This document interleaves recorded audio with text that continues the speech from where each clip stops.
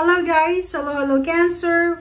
Welcome dito sa aking channel, Kapalaran 888. Welcome guys! Alamin natin Cancer kung anong messages, vibration, gabay, energy para sa lahat. This is general reading, monthly reading for the month of May. Okay, tingnan natin Cancer. Okay, so first card mo dito is adjacent possibilities, Cancer. Okay. So, yung first card mo, nagsasabi sa'yo na siguro for almost 6 years or pwedeng 6 months, maraming gusto mong mangyari sa buhay mo. Like, nag-a-apply ka ng job sa isang company or pwedeng marami kang gustong gawin, pero lahat rejected ka. Parang ganun. May rejection kang pinagdaanan for several months or for several years. And then this May, sinasabi na maraming magbubukas sa'yo na opportunities, possibilities, opportunities, pinto ng pag-asa. It's a window or door of happiness and hope. Diba? So, sinasabi ng birahan dito na yung rejection mo before, marirealize mo sa ngayon na kaya pala siya hindi natuloy kasi may mas magandang plano sa akin ng Panginoon. So, it's number 24-6. Sinasabi ng birahan sa'yo dito na you will get all the freedom, all the balance in life kung talagang papasukin mo to na magbubukas na opportunities para sa'yo.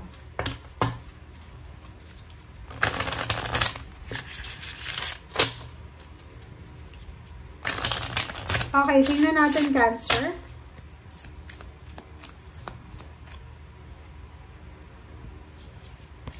Okay, dreams. Oh, diba? So, dito sinasabi sa'yo ng barahan na lahat ng pangarap mo sa buhay, possible na siya na matupad simula ngayong Mayo. Or ibig sabihin, marami kang mga pinapangarap sa buhay, marami kang kagustuhan sa buhay na posibleng matupad na ngayong Mayo. Okay.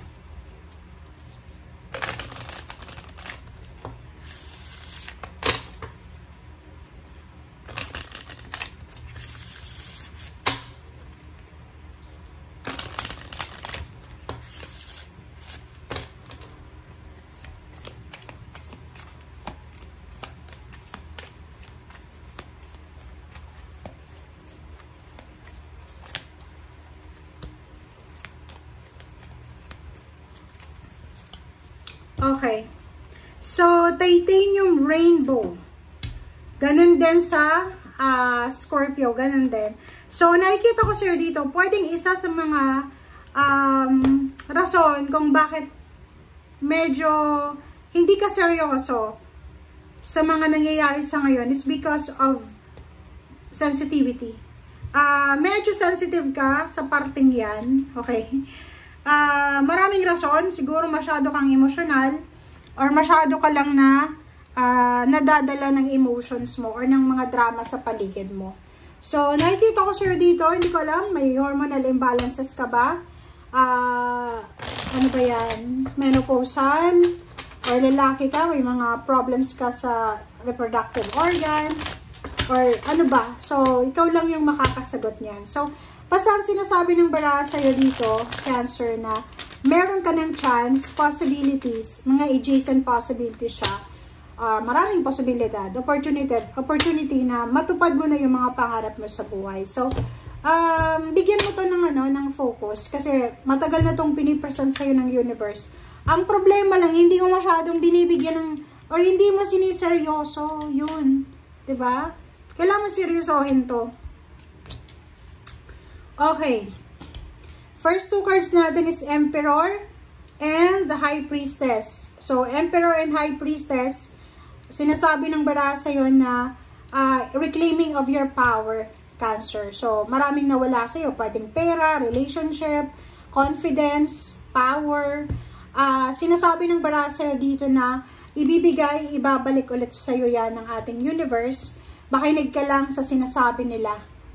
Nila talaga. Isa lang yung universe. Ng iyong intuition. Okay?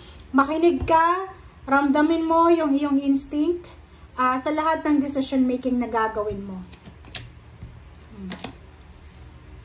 Nakikita ko sa'yo dito isang unexpected na forgiveness, unexpected encounter with someone na meron kang sama ng loob or siya ay may sama ng loob sa'yo. So, may pagkakataon kayo mag-usap, maayos yung mga bagay-bagay, sigalot sa buhay, maayos yung mga misunderstanding or anything na nakakasira ng relationship. Dito din sinasabi na isang unexpected financial help or financial offer ang posibleng darating sa'yo, Cancer. So, yun. Posibleng yung offer na to is in terms of job, career, business. So, yung offer na yan ay posibleng makakatulong sa'yo para maging at peace ka, maging peaceful ka.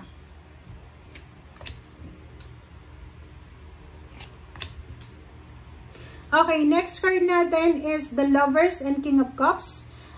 Sinasabi ng baraha sa'yo dito na atong lovers na to is all about relationship. So, posibleng for several years, dahil sa sobrang busy sa trabaho, busy sa mga obligations, marami kayong mga indifferences ng karelasyon mo na parang lumalabas, diba? Pag ganun may mga problema sa pera, medyo nagkakainitan din yung mag-asawa, mag-boyfriend, magpapamilya. So dito, sinasabi na maaayos nyo, this month of May, maaayos nyo yung differences nyo, marirealize yung mag-asawa or magkarelasyon na bakit nangyari yon, bakit ganito tayo last year, ganito tayo a few months ago, is because yung emotion is connected yon sa mga financial problems mo. So, King of Cups, nakikita ko sa'yo na kontrolado mo yung emotion mo. Kahit na sinasabi ng baraha dito na masyado kang emotional, pero yung King of Cups nandito, sinasabi manageable, mamamanage mo yung emotion mo. Walang dapat na ipag-alala dito. Kasi kayang-kaya mong i-manage, kaya-kaya mong tawag dyan, balansehin. Parang ganun. Okay. Okay. Cancer. Mag-iingat tayo. Be careful. Be careful sa mga taong mag-o-offer sa'yo ng pera para pautangin ka. Sa mga lending community, lending agencies na yan, mag-iingat kayo lalo na sa mga internet scam. Okay? Dito sinasabi ng baraha, sorry pero may mga Cancer ba dito? Comment down below. Mag-comment kayo, be honest.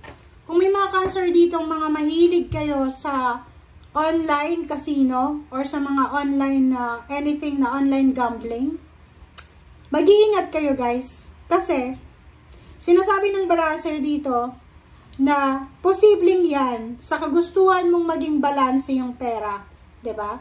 Sa kagustuhan natin na magkamit tayo ng malaking halagang pera in just one night. Pwedeng masira niyan yung blessings mo talaga na parating sa iyo, yung diskarte mo.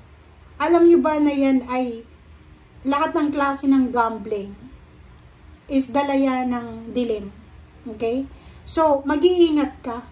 Ingat-ingat kayo guys kasi nakikita ko siya dito, may Cancer na siya ay kumbaga nadadala sa temptation ng mga kaibigan niya, kakilala.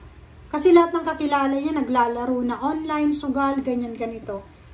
And sabi nga, kung sino yung kasama mo, ma-impluwensyahan ka din yan. Kahit gaano ka pa kagaling sa moderation or sa disiplina sa sarili mo. Okay?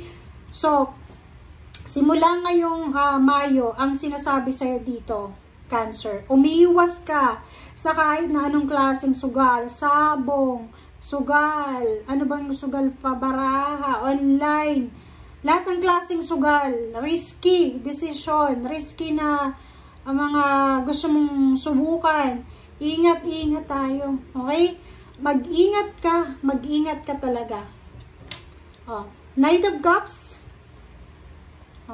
yun din, Knight of Cups tapos merong the World card. Kung single ka na babae, ngayong buwan ng Mayo, kung nakikipag-usap ka online, yung parang nasa dating website ka, maging matalino ka. Kasi, this month of May, possible na makatagpo ka ng isang scammer na tao sa online. Basta, ingat kayo sa online this May. Kasi, yun yung nakikita natin dito Instead na mayroon ka ng pera, mawawalan ka pa. Instead na may trabaho ka, na mawalan ka ng trabaho dahil sa ganitong scam. Okay? Thank you guys for watching. Bye!